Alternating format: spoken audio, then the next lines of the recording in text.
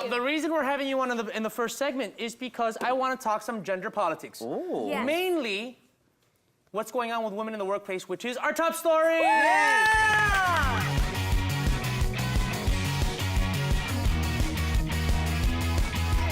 Hey. All right, ladies, two strong, beautiful, smart, accomplished, Yeah, working women. I want to know what you think about this. First, let's talk about the boardrooms, and I mean the CEOs. I mean the people that put the money where the businesses are going to go. There's still a disproportion when it comes to women in these boardrooms, okay? Do you think it's progressing? Do you think it's getting better? Do you think it's not going to get any better? Do you think it's sexism? Do you think it's nature? What's your opinion?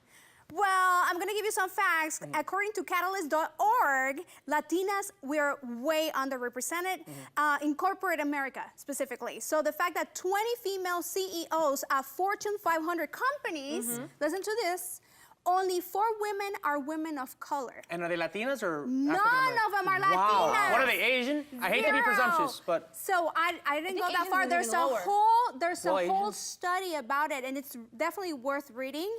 Catalyst.org. Okay. So that's where I got that, and it was just so. I have to tell you, it was heartbreaking, discouraging, but at the same time very challenging. Wouldn't you think, Vivi? Yeah, I agree. I think that the numbers are very low. Only 12% of women are represented in board members of working women. But I also think that we can't forget that women also have, for the ones who choose, a very important job, which is to become a mom. Absolutely. The ones who want to become a mom, okay? And I think that is something that is making them have to make a decision. It's difficult to become a mom, to do both things. The women who are able to do that, they're ninjas, you know? Are be able to do both. Yeah. Right. Well, that's definitely right down my alley because I really want to have like 20 kids. Wow. I'm working Can you on afford it. That's the Mexican part of her. Yeah.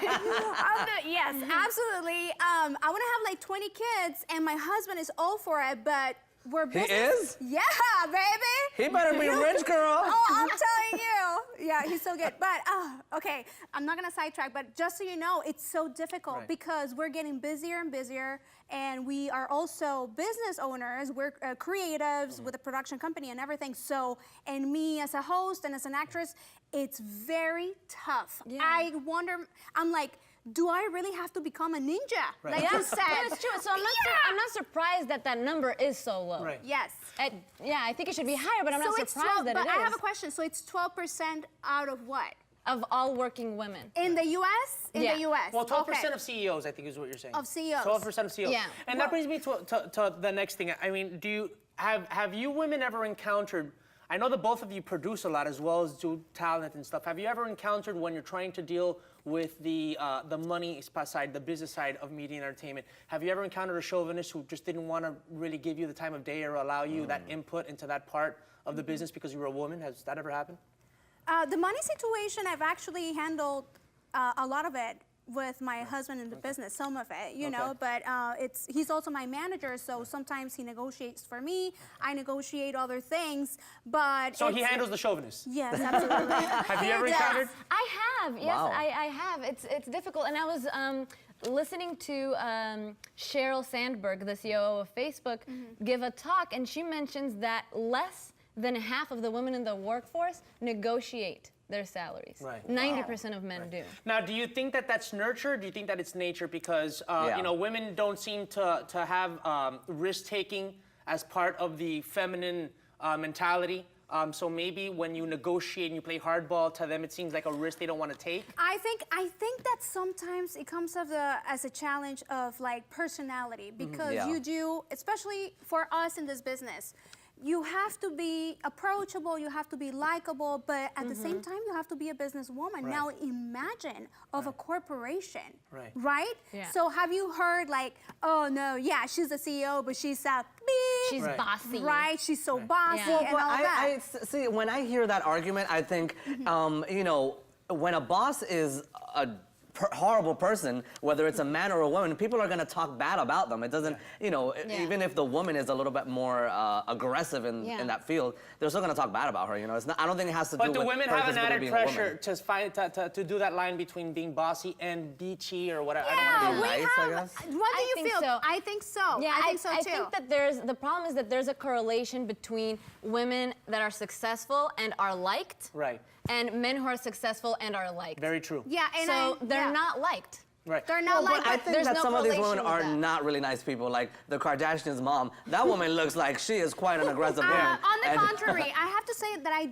really admire her because she did an extremely nice job in turning, you know, their fate as hoes, and they turned their career, and now they're money-making machine. They're a great brand. You know, I'm one of these people that say not everything is racism, not everything is sexism. I will say that I recognize that when a man is aggressive, it's looked at as like, ooh, manly, and when a woman is Absolutely. aggressive, it can work against her. Before Yeah. we get to my proposal for equality, did you have a stat that you got from an education group? Yes, I mean this association, American Association of University of Women, AAUW, they actually say that the pay gap, right, it's of 21%. Wow. Yeah. So No, but here's the in issue that I have with world- that stat, though. Yeah. That stat, and a lot of people are finally coming out to challenge that. That stat takes all the money that men earn and Right. all the money that women earn and divide it by the men and women, but men and women are choosing different careers. So there's Absolutely. one Okay. feminist that I talk about, Christina Hoff Sommers, who basically says if women want to decrease the pay gap, they should start studying engineering and not gender studies. But Absolutely. I'm going to give I you agree girls... on that one. thank- I agree on that one. And also on technology. Absolutely, we need more Technology women in too. technology. We and- do. But you know what?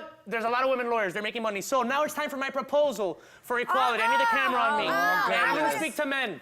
The only way we're going to achieve real equality, my brothers, is for us to start getting pregnant. So I propose the campaign, hashtag our turn. Let's us have the babies. That's me. That's me, baby.